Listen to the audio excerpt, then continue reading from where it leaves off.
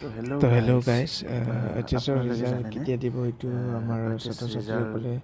2026 বহুত চনৰ টেনশ্যনত থাকি যিসকল আছে ছাত্ৰ এতিয়া ছাত্ৰী কেতিয়া দিব আছিলে এইবিলাক মানে এইটো ৰিজাল্টটো কেতিয়া পাব দিয়া নাই গমেই পোৱা নাই মানে কেতিয়া চবৰে ডেটটো মাইণ্ডত জনা এতিয়া টেনশ্যন দিয়া হৈ নাই আছে যে ইয়াৰ ৰিজাল্ট কাৰণে কেতিয়া আমি পাব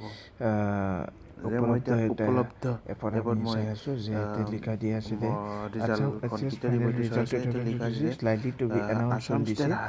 স্কুল ইয়াৰ কাৰণে এডুকেশ্যন মানে বৰ্ড কেতিয়া দিব এইটো ডিভিজন 2 দিয়া নাই আছাম কিন্তু এইচএছ ফাইনেল ৰিজাল্ট সোনকালে 2026 ঘোষণা কৰিব এইটো এতিয়া জনাই দিছে লাইকলি টু বি এনাউন্সন দিছে ধন্যবাদ যিটো এতে লাইকলি টু বি এনাউন্সন মানে এওঁ কৈছে যে ৰিজাল্টটো দিব মানে আৰু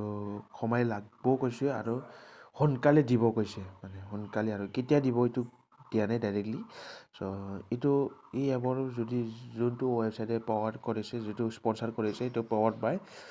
www.rizal6.com এইটো পাৱাৰ কৰিছে আৰু না তো